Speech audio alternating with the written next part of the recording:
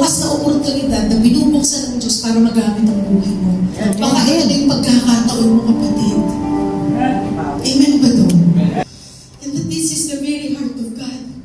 Not wanting anyone to perish, but be brought in the saving knowledge of Jesus Christ.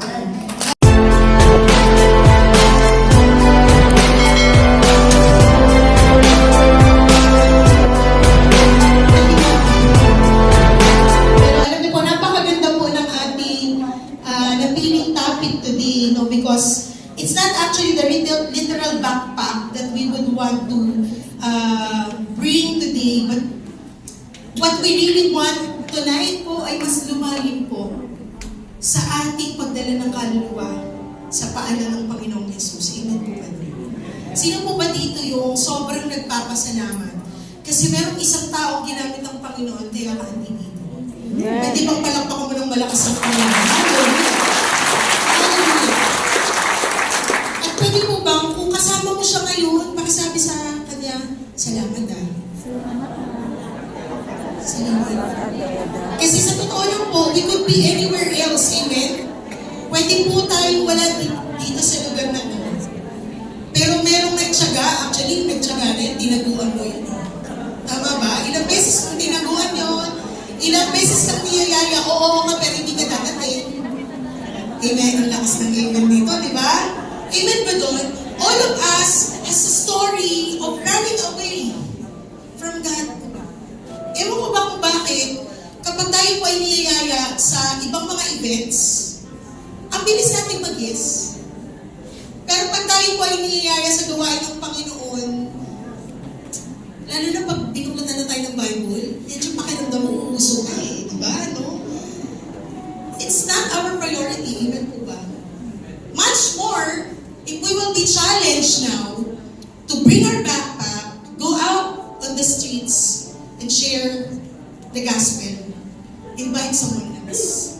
Most probably po, tayo ay suot na natin yung backpack, pero natatakot pa din tayong ma-reject. Hello? Sino po ba yung nag-invite po, tapos po pinagbagsakan ng pintuan? Or else, nag-invite, tapos inaasahan mo talaga. Nag-invite ka, inaasahan mo talaga yung taong yun, tapos hindi na siya nagparamdam. The subscriber cannot be reached. Or else po, tayo ay na-season ng ating mga best friends or ng ating pong mga circles. And sa totoo lang, ang pinakamas hindi maniniwala ay yung sarili nating pamilya. Tama ba? Kasi kilala nila tayo. Kaya pag nagyalakad ka, papunta sa church, medyo may konting, di nga. Kasi kitang-kita that all of us here are not perfect, right? Tayo po ay may bulok na nakaraan, may pangit na buhay. We are all here only because of God's grace. Amen. Pwede ba even ako po ay hindi naman exempted, standing in front of you. I'm not perfect, still on process. Sabi ko nga po, parang gusto ko magsuot na ako ng karatula. Sorry for the inconvenience. I am under construction. Kasi alam niyo po, pag tumatayo ka sa harap, more so, pag nag-share ka ng gospel, when you're preaching, when you're sharing the goodness of God to people, chances are, you'll be branded like dapat perfect. Parang dapat wala kang mali. Dapat wala kang sablay. Kasi Christian ka. Kasi taga-COG ka. That's the sad part of this, right? Pero sino dito yung matapang na still, ano man ang sabihin ng tao sa paligid ko, I would carry my backpack, go out in the street, and bring more souls to Jesus. Pwede bang palapakan ng because I know and I believe all of us here are just on process. Amen po ba doon? And I pray that today, palakasin tayo ng presensya ng Panginoon, palakasin tayo ng Kanyang salita. So that after this event, meron tayong ganong klaseng tapang na gawin ang lahat. Bring on your backpack, no matter how hard, no matter how heavy.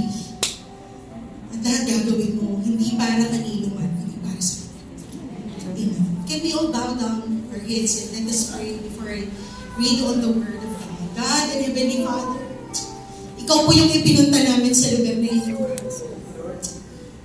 Ang iba sa amin, Panginoon, ay pagod sa maghapon. Ang iba sa amin, Panginoon, ay mas pipiliin sana magpahinga.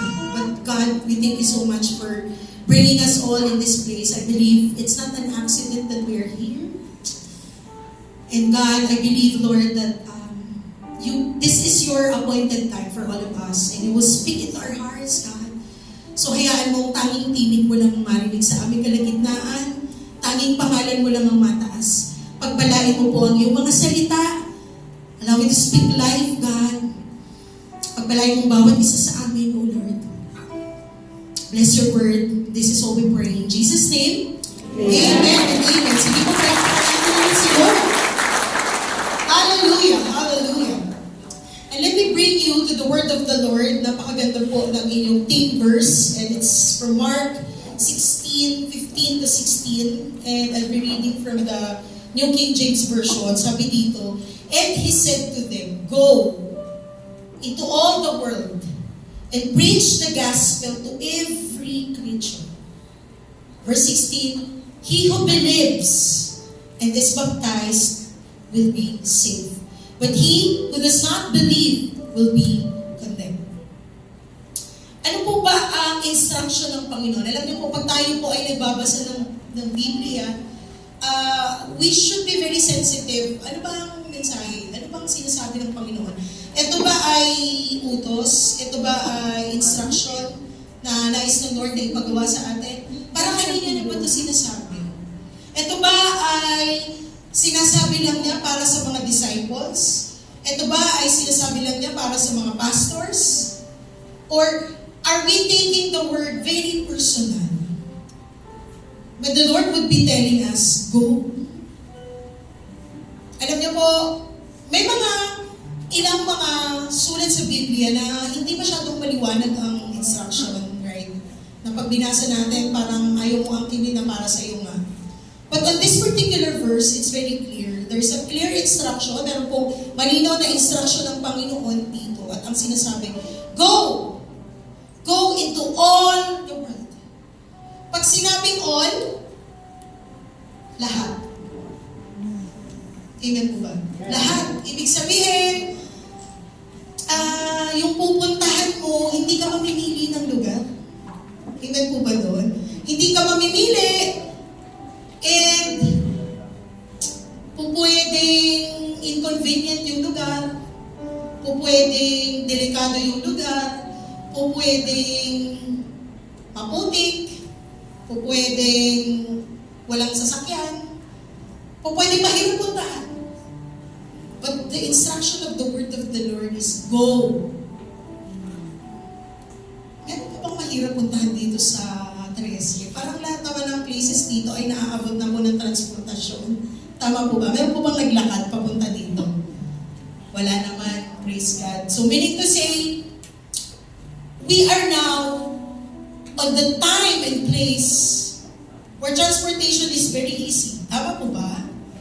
Pag titingnan mo, sa panahon ng mga disciples, nung sinasabi to ni Jesus, go into all the world. Ang ibig sabihin nun sa kanila, maglalakad sila. Ang ibig sabihin nun sa kanila, maaalikabukan sila. Ang ibig sabihin nun sa kanila, pwede silang batuhin, pwede silang mamatay.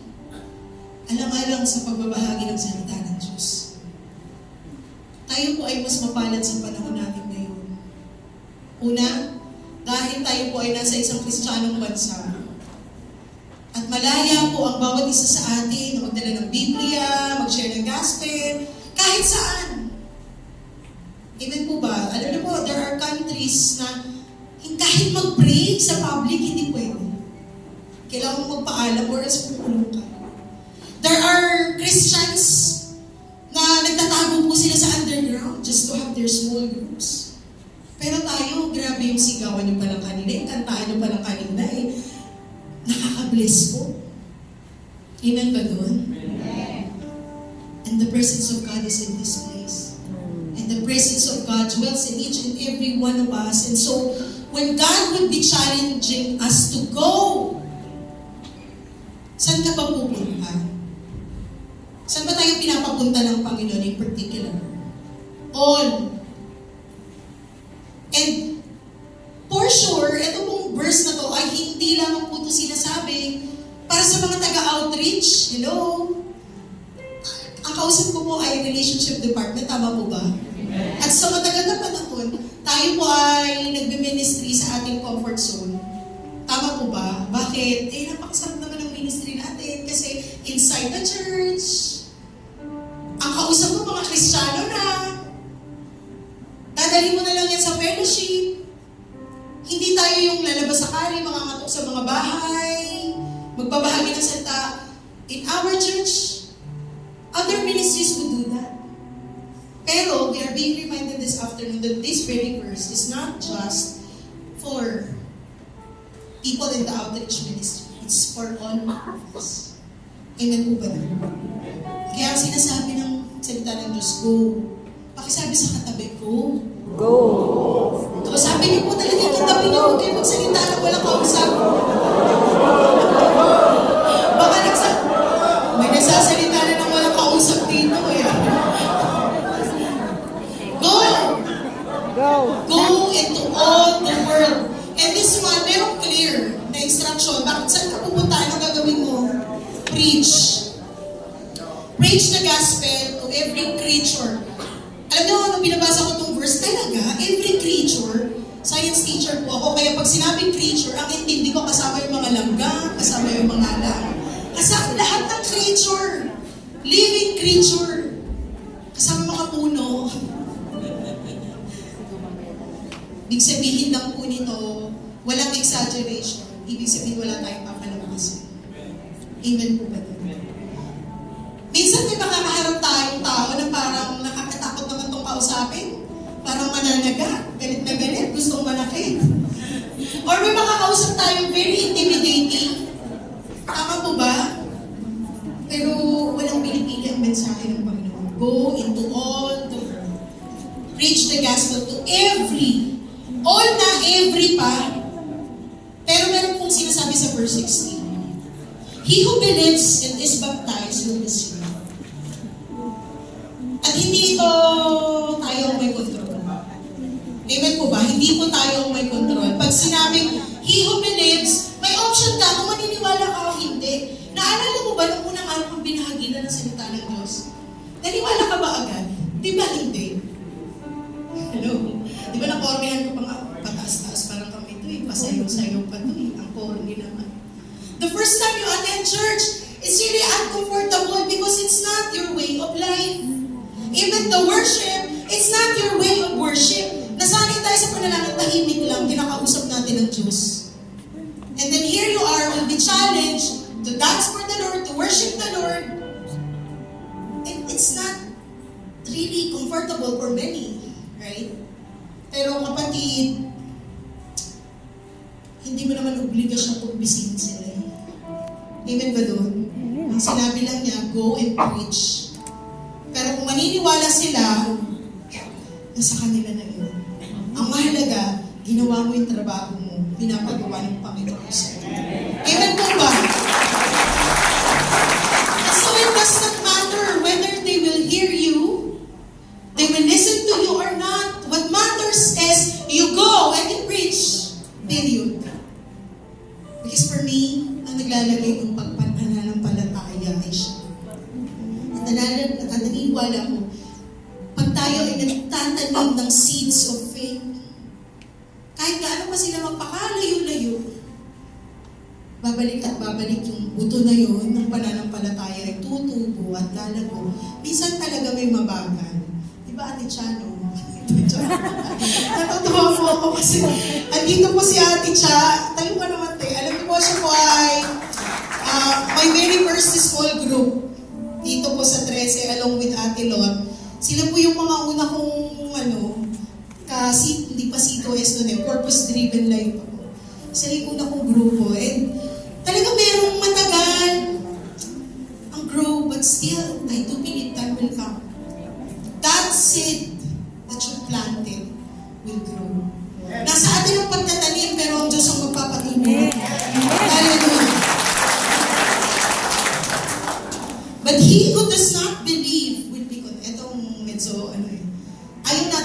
pakinggan yung last line, di ba?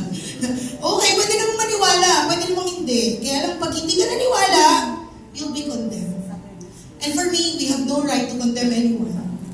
Wala tayong karapatang mag-condemn ng sino man. Amen po ba naman? And even God, hindi din siya nagko-condemn. He just loved us so much. Amen po ba naman? Kaya naniniwala po ako, kung tayo po ay susunod sa salita ng Diyos, kung gagawin po natin to, we will go and preach, then, something good will happen in this place. Amen po ba naman? Pwede po ba muna ipalakpakan natin si Lord? I just want to show you po, ito, I think ito ang pinakamaikling preaching po na lang prepare ko. Dito lang po ako iikot dun sa ating word na back. Ano ba yung B? It stands for Born Again Community. Ano bang itsura ng Born Again Community? Di ba yung pangarap ba natin to? Ay, parang tatlo lang yung may pangarap nito. Sino po yung nangangarap? Born Again Pilipinas. Sino po yung nakikisigaw mo? Born Again Pilipinas. Hallelujah. Pero ano ba itsura ng Born Again Community? Ano na pipicture mo sa isip mo pag sinabing Born Again Community? Sa akin, ito yung walang inuman. Tama ba? Nag-bless ako sa mga tatay. Pwede pala kayo magsama-sama ng walang alak. Nakakailang tangke kayo ng kape. Parang kami na yung pinalipis sa alak eh. O, diba? Totoo, aminin nyo. Diba? Pwede. Born Again Community, ito yung wala nang magnanakaw ng sinampay. So, hindi ka na mag-aalalang hindi mo na ipasok ang sinampay mo. Hindi na rin nawawala yung mga tsinelas nyo. May bigayan ng ulam, praise God. Yung lumalabas yung mga ulam. And everyone else is sharing each other's blessing. Ano pa ba yung Born Again Community? Yung wala na pong nag-aaway dahil sa basura. Walang nagmumurang kapitbahay. Walang nag-aaway dahil sa parking. At marami pang magagandang bagay na kung ninanais ng iyong puso, ay ninanais din higit sa lahat ng ating Panginoong Jesucristo Jesus. Hallelujah! I believe, inilagay po ito na calling sa ating simbahan to evangelize because this is the very heart of God. This is the very reason why He died on the cross. For everyone to be saved. Walang sino man na nais ni Lord na mapunta sa dagat-dagatang apoy. Ang nais ng Panginoon, makasama niya tayo doon sa langit na ipinangako niya para sa bawat isa sa Hallelujah. Hallelujah. How do we get here? Ito, nakakausapin ko na po kayong mga manggagawa ng Panginoon. Paano ba mangyayari itong Born Again Community? Ano bang kailangan natin dito? First, we need to have the knowledge of the saving grace of Jesus. Pataas lang po ng kamay ng proud ako, Born Again. Oops. Taas. Praise the Lord, dalawang kamay pa yung iba. Palakpakan naman natin ang walang asin. Naintindihan mo ba yung tinataas nyo ng kamay? Alam pa yun. Sige, isa pang tanong. Pataas nyo ng mga kamay na mga pupunta sa langit ngayon na. Lahat gusto pupunta sa langit pero ayaw na kayo na, diba? Beleza. Pwede ba Lord bumas na lang sa isang araw? Ulit, taas kami ng mga pupunta sa langit ngayon. Ay, sigurado kang when you die today, you go to heaven. Amen! God is Hindi good! ba ka ng langit, di ba ako sigurado? Pero alam niyo po ba, na if we will go out on the streets, first things first, we have to go back to the basic. Make it sure that you have the knowledge of the saving grace of Jesus Christ. Ikaw mismo nakaranas nito. Ikaw mismo na iintindihan mo to. Kasi pag lumabas tayo doon, tayo mismo, hindi natin naiintindihan to, patayin na pag ang nakausap mo, mas magaling sa'yo. rejection na kaagad, baka hindi ka na lumabas ng bahay na depressed ka. Kasi parang nagduda ka na din sa pananampalatayang meron ka. Hello, di ba no? Nakausap mo, mas malalim sa'yo. Nag-backslide lang. Di ba? Tapos binalikan ka, talaga ba? Kasi siguro ba natin yun? Paano? Hindi ko na nasagot. Naging isang masamang karanasan ang pagiging born again at naging masamang karanasan ang paglabas sa kalye. And not everyone would have that kind of courage to speak boldly of Jesus Christ. Kapag ikaw mismo wala kang personal na karanasan, kung paano ka iniligtas, pinatawad, at minahal ng Panginoong Jesucristo Jesus. Pwede mo ba? Ito muna yung intindihin natin. Kumusta yung personal na relasyon ko sa Panginoon? Kumusta yung personal na relasyon ko sa Kanya? Kumusta kami ni Lord? Okay pa ba kami ni Lord? Kasi alam niyo po, hindi ko lahat na nasa simbahan ay Kristiyano. Hindi ko lahat na nasa simbahan ay born again. Hindi ko lahat ng matagal na sa church ay born again. Kasi madaling makitaas ng kamay, maki-worship, makikape, makikain ng pansit. Madali.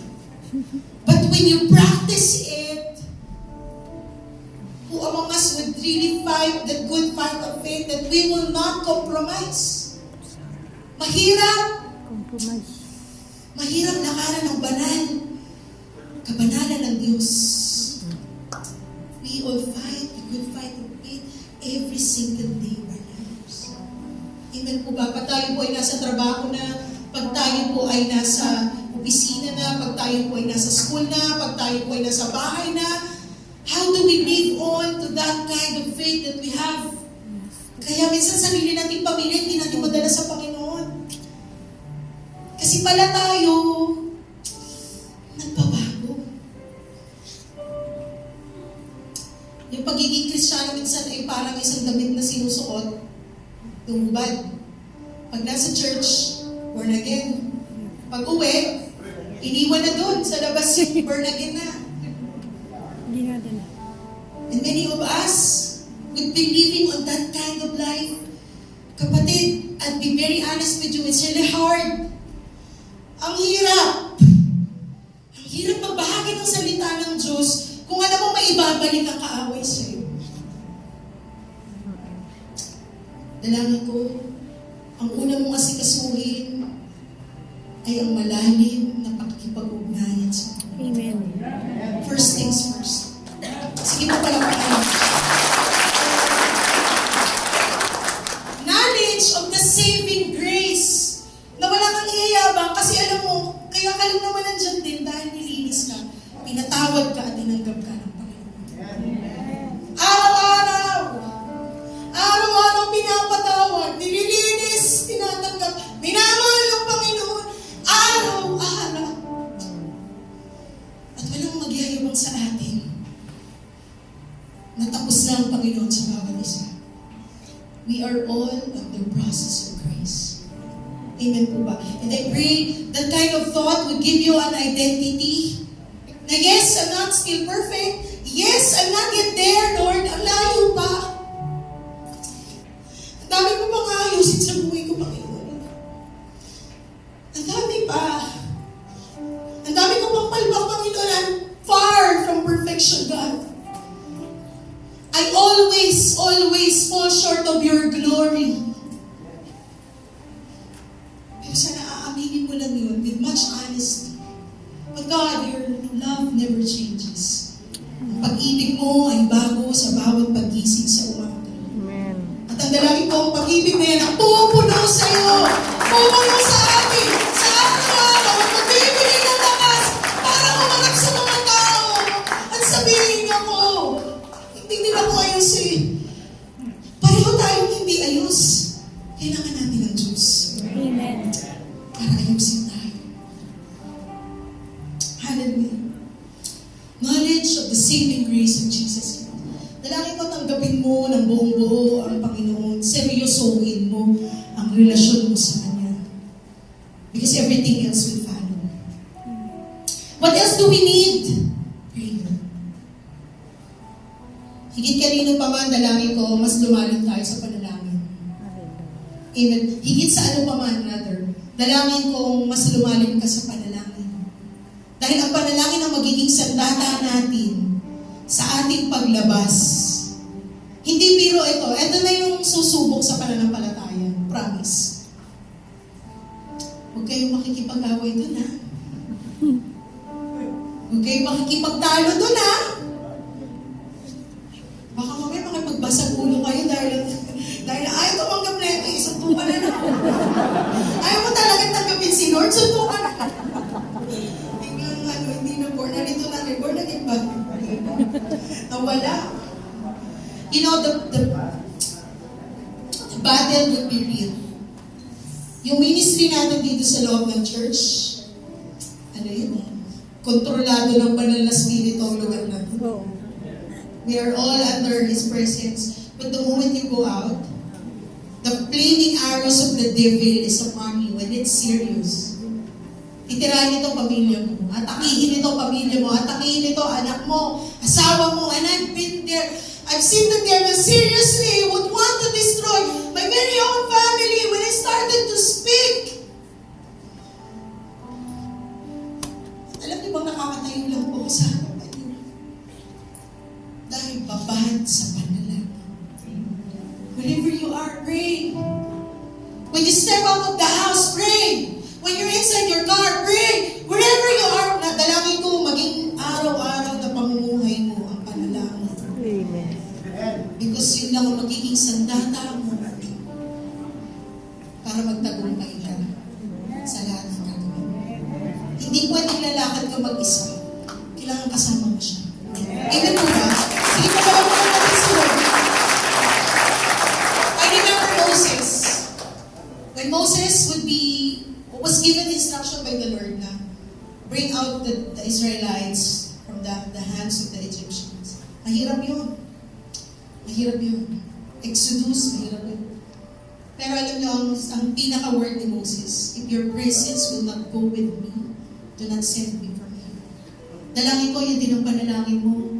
Panginoon, kung hindi mo rin lang ako sasamahan sa aking mga lakad, sa aking pag-abot ng kamay, sa aking pagkatok sa bawat bahay, sa aking paglabas sa komunidad, Panginoon, huwag na lang. Huwag na lang. Kasi iyayabang lang natin ito. Iyayabang lang natin ito. Dalangin ko, bawat isa sa atin ay buong pagpapakumbabang sasabihin. Lahat ito sa biyaya lamang. Amen. Amen.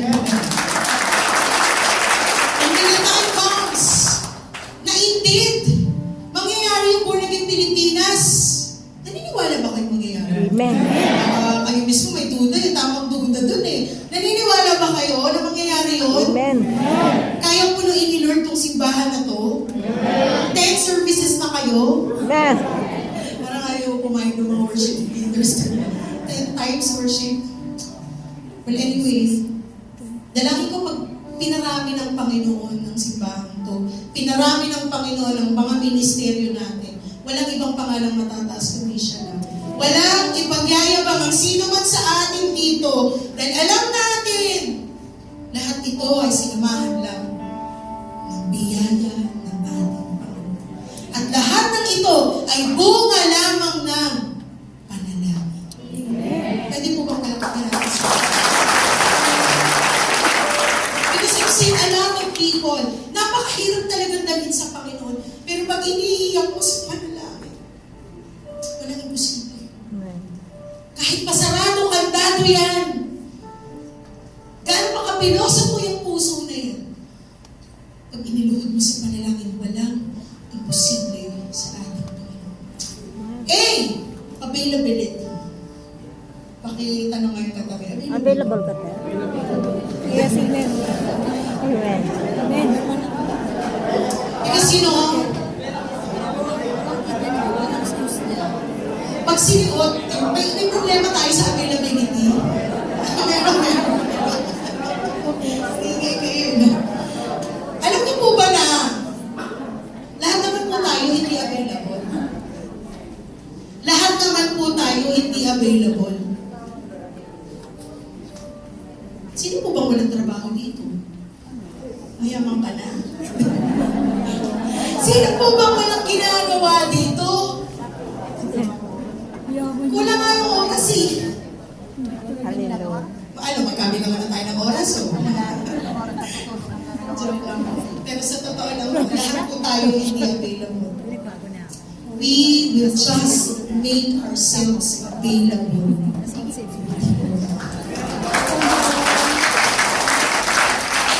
Lahat tayo binigyan ng Panginoon ng 24 oras. Meron bang 25 hours dito? Nabigyan? Wala, di ba? Lahat tayo only has 24 hours.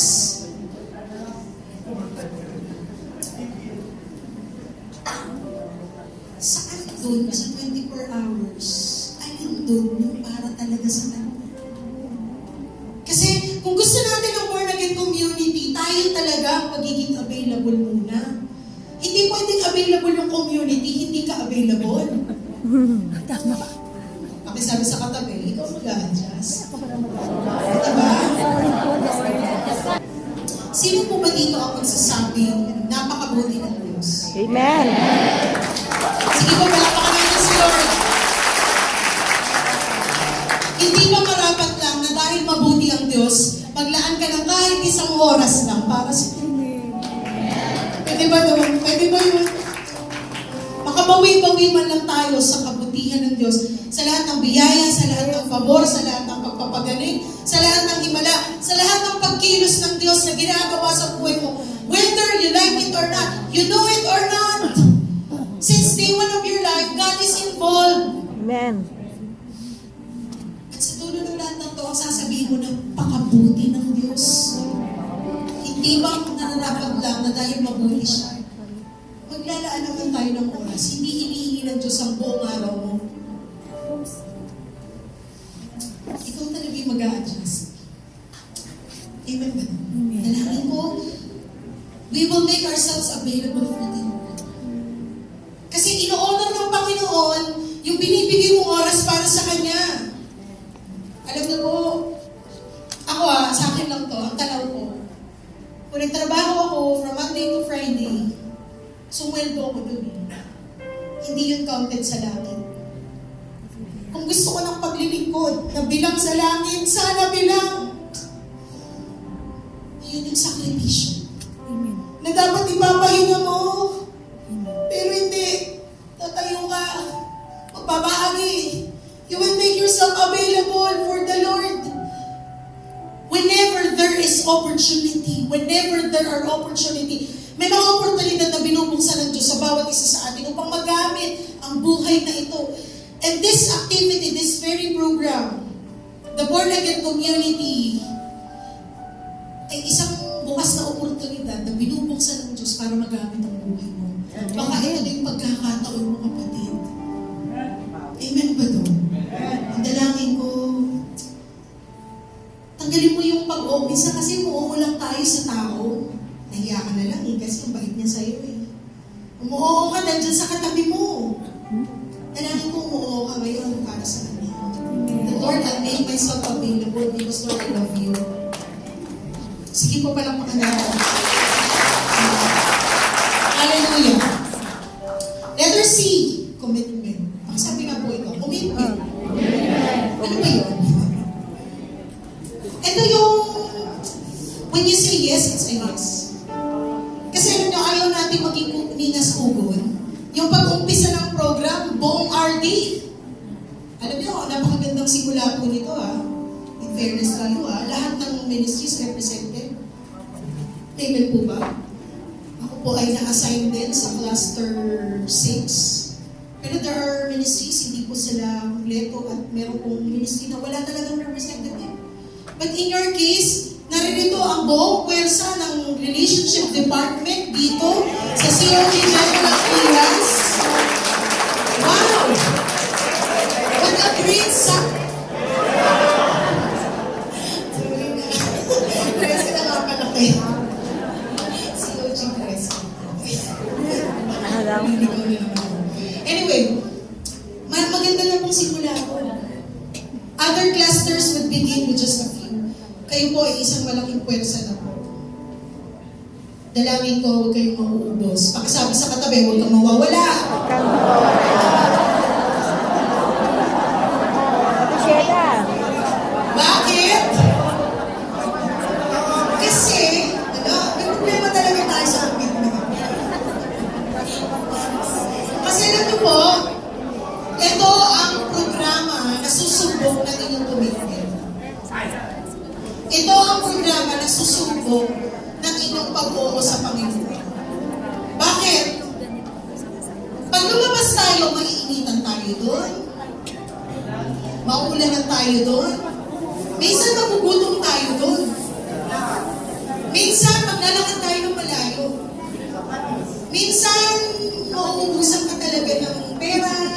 Minsan dadaan ka sa pagsubok. Kasi alam niyo ba, the moment you said yes to the Lord, ay nako talaga naman, yung mga pagsubok, parang magkakamag-anak yan, kukuyugin ka ng pagsubok. Kasi bakit? Ayaw ng demonyo na mapalapit ka sa Diyos. At ayaw ng demonyo, makita ka sa gawain ng Diyos. Kaya tatambakan ka niya ng lahat ng magpapaayaw sa iyo. O pakisabi ulit sa katabi, huwag kang mawawala. And what else? What else? Listen to this, church. Listen to this, church. What else? Ano ba ang susubok ng commitment mo? Minsan kayo mismo. Dahil pagod na kayo, mag-aaway kayo. Pag gumagawa na tayo ng totoong gawain ng Panginoon, doon nagkakalabasan ng ugali eh. Tama ba, ladies? Diba no? Mayroon problema na nilang inaayos sa picture. Minsan sarili, inside your very ministry, the devil will be working seriously to destroy you. Ayaw ng demonyo na buo tayo at solid tayo. Kaya tayo minsan, tataliman tayo ng inggitan, tataliman tayo ng selos, tataliman tayo ng inis, tataliman tayo ng pagka-bad trip. Makikita mo na yung ugali ng kasama mo. Grabe naman itong kasama ko, nakapayo. Samantalang lahat kami, papaingan dito. Grabe naman itong kasama ko, lakas kumain. We'll see all of these negativities at ito ang susubok sa commitment mo. Will you still say yes to your God? Despite of all of this. Pag hindi matibay ang commitment, mawawala ka. Dalangin ko, mas dumami tayo ha. Pagpakisabi ulit sa katabi, huwag kang mawawala. Matandaan mo pag mamamali yan.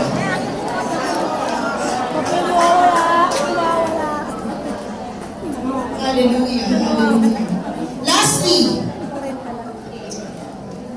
to complete the word backpack, para lang matandaan niyo po, no?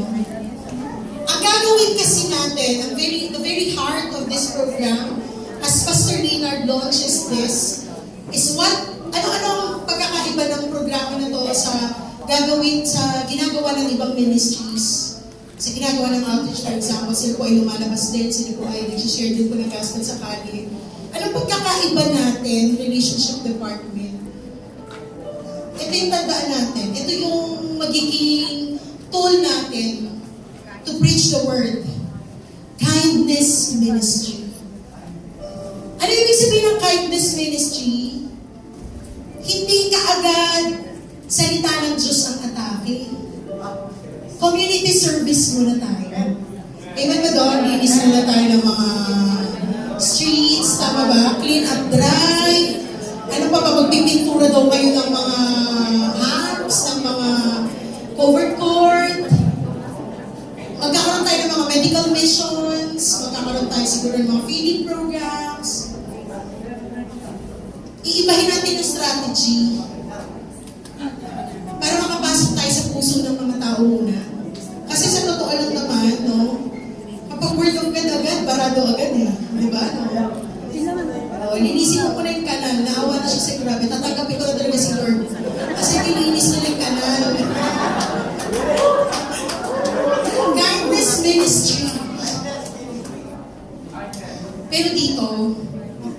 ang tanong, kaya ba natin? Kaya ba natin gawin yun? This is an extra mile for God. Amen. Uubos talaga to ng lakas, uubos to ng resources. Pasensya. Minsan talaga bubulog tayo dito. Padalangin ko, wala akong problema dito. Because today, tonight, you're saying, God, ano man ang meron ako, gusto ko yung paggamit para sa iyo. Hallelujah. Hallelujah. Gusto ko pumunta po sa aking personal testimony. Maaari pong yung iba sa inyo, lalo yung mga ladies, narinig nyo na po itong testimony ko. Bakit po ako ganito ka passionate to still continue on serving God despite po ng lahat po din talaga ng aking mga busy schedules, despite po ng lahat po ng aking I have so much in my hand po, sa totoo lang po. Pero bakit po ako on fire to really make the most of every opportunity. Hindi po ako nagnuno sa mga invitations. Why? Ginagawa ko po talaga ng paraan. Bakit? I had this vision po. I don't know if you can understand me, pero ito po ay personal kong encounter sa Panginoon back in 2011. When we were having our Excel service, while worshiping po, talagang nakikipag-niig ako sa Panginoon. The Lord showed me the picture of Peter walking on the water. Alam niyo po ba yung kwento na yun sa Bible? Si Pedro, from the boat, nag-step out siya sa water, naglakad siya. And after, I think, few steps, siya po ay lumubog. And nagkaroon ako ng heart na, Lord, gusto ko maglakad sa tubig. And kung ako si Pedro, hahawak talaga ako sa kamay mo. Sobrang higpit na hawak, Panginoon, kasi ayoko lumubog. That's my prayer during that time when I'm seeing that vision. And truly enough po, I've seen myself in my spirit walking on the waters. Napakasarap ng pakiramdam na yun. Napakasarap yung pakiramdam na hawak-hawak ka ng tatay mo sa kamay. I don't have a biological father, you know that. And ang sarap ng pakiramdam na yun, you'll be walking on the waters. Ang sarap ng tubig sa paa, ang sarap ng hangin, walang takot. Just walking. And I can really sense the presence of God beside me, holding my hand. And parang bata lang po ako nagtanong, sabi ko, Lord, saan ko tayo pupunta? And the Lord showed me the vast ocean. Ang daming tao, akala ko nagsiswimming sila. And then I realized, nalulunod pala sila. They are all fighting for their lives. And I suddenly felt that compassion na sumagip. But I feel so limited na isa lang yung kaya. Isa. And sabi ko, Lord, ang bigat nito. Isa lang yung kaya. Isa lang yung kaya kong isip. Kasi pag bumitaw ako, malululod ako eh. But you know, God told me very clear, just grab a hand. Just grab a hand. Isa lang. Umabot ka lang ng isa. Because the one that you grab, will grab another, will grab another, will grab another, will grab another, until everyone is saved.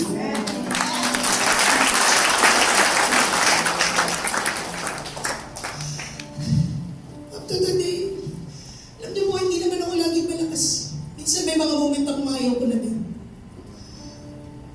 But every time na manghihina ako, I always go back to that vision that the Lord is telling me to grab a hand.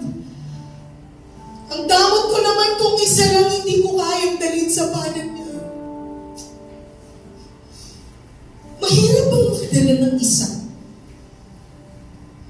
Mahirap bang magdala ng kahit isa? Isa lang. Para sa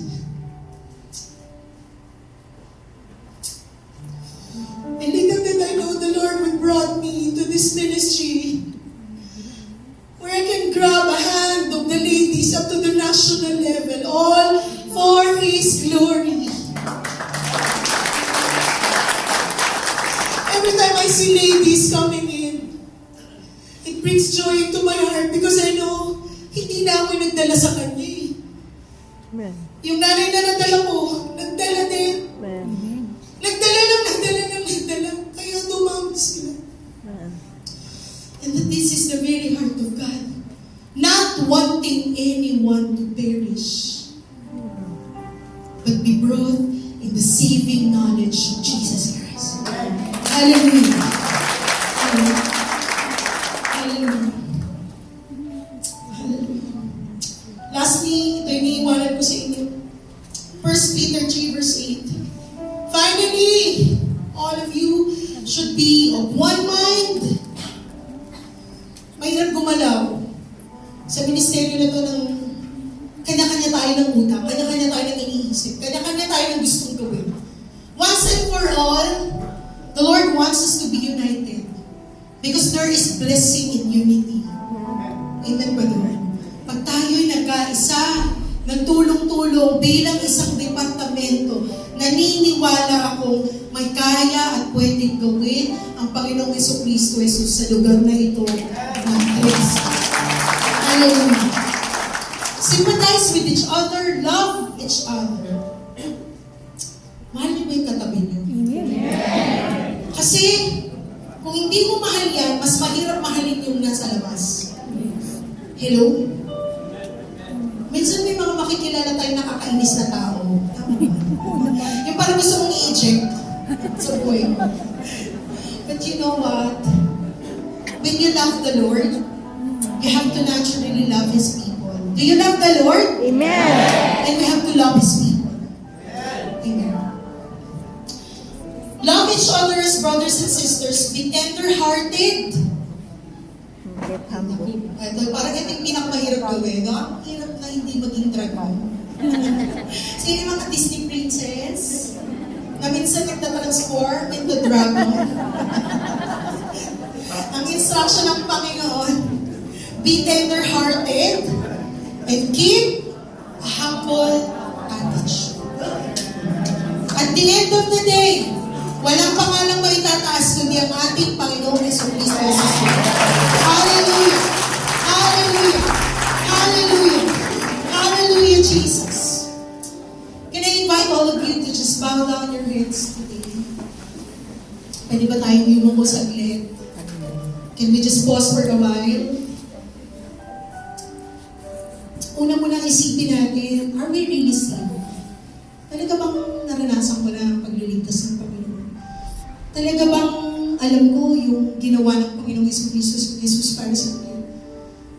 Meron ba akong saving knowledge of Jesus Christ? Talaga bang naiintindihan ko ang ginawa ng Panginoong Jesucristo Jesus sa krus ng Kalbaryo? Talaga bang naiintindihan ko yun? Hallelujah. Hallelujah. Kapatid, okay lang yan kung hindi mo yan naiintindihan. Hindi mo pa naiintindihan din ngayon. Pero meron kang kaya at pwedeng gawin at desisyonan. Walang ibang makakagawa ng desisyon na yun kundi ikaw. Isang desisyon ng pagsuko ng iyong buhay at pagsisimula ng magandang relasyon sa ating Panginoong Jesucristo. Ikaw ba yun, kapatid? Ikaw ba yung magiging honest sa harapan ng Diyos ngayon na magsasabing, Lord, hindi ko naiintindihan yung pagliligtas mo. Hindi ako sigurado, habang nakaupo ako dito, hindi ako sigurado kung maliligtas nga ba ako. Hindi pa kita tinatanggap sa buhay ko. You can be very honest this afternoon, this evening. Pwede mong itaas yung kamay mo at simulan mo ng tama sa gabi nito ang iyong relasyon sa Diyos. Bago tayo lumabas, bago tayo magbahagi ng buhay sa iba, bago tayo umabot, tayo muna ay kumapit ng mahigpit sa Kanya. Let's just surrender our life before God. Walang nakakahiya sa desisyon na yan. Lahat tayo ay dumaan dyan. Lahat kami ay dumaan dyan. Can you just be honest to your God today and say, God, nais kitang tanggapin bilang aking Panginoon at tagapagligtas ng aking buhay. Ikaw ba yan? At kung ikaw yung taong yan,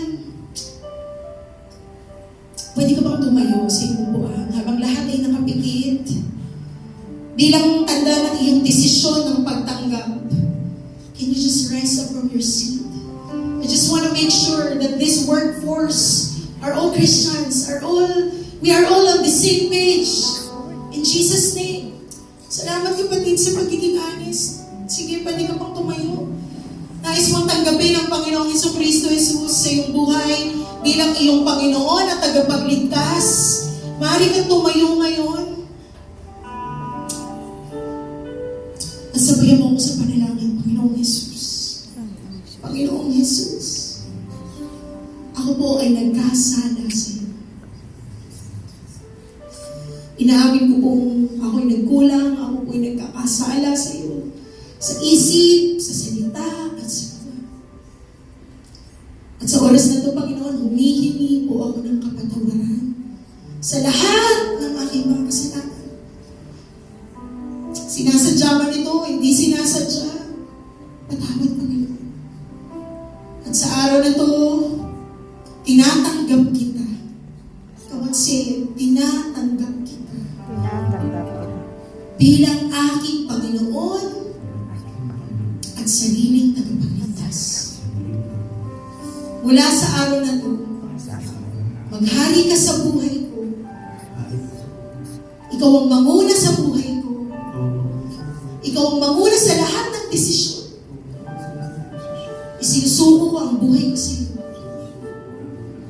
Salamat, Panginoon. Hallelujah. Kapatid, kung yan ay tunay mong ipinanalangin mula sa araw na ito ang simula ng iyong magandang relasyon sa Panginoon. Dalangin mo. Yumabong ka at dalhin ka ng Panginoon sa malalim na pagkakilala sa Panginoon. Hallelujah. Can we all, pwede bang lahat tayo tumayo? Hallelujah, hallelujah, Jesus. Hallelujah, Jesus. Hallelujah, Jesus. Hallelujah, Jesus. Hallelujah. Hallelujah. Kung ikaw yung nandito, matagal ka na sa Panginoon. Masama-sama ka lang, pero Lord, this time, gusto kong maging seryoso sa aking paglilingkod. Lord, this time, gusto kong tumudo sa iyo, Panginoon. Panginoon, gusto kong gumawa ng sakripisyo para sa iyo. Tama na yung buhay na sa sarili ko lang. Kung ikaw yung nagsasabing, Panginoon, gusto kong lumalim sa paglilingkod. Gusto kong sumunod sa iyo ng may banal na pagkatao. Kung ikaw yung kapatid, inaanyayahan kitang lumapit sa altar ng Panginoon habang ang praise and worship team ay aawit. And we will pray. We will pray and we will meet with our God today. Can you just come into the altar of the Lord and receive God's presence, receive God's anointing. Kasi Panginoon, hindi ko kayang maglingkod nang wala ang presensya mo. As the praise and worship sing, kung ikaw yung nagsasabi, Panginoon, kailangan ko ng anointing. Lapit ka. Lapit ka sa altar ng Panginoon. Take a step of faith to come into the altar of the Lord and say, God, here I am. Send me. I want to serve you. Come in Jesus' name. Come. Hallelujah. Hallelujah. Let's worship.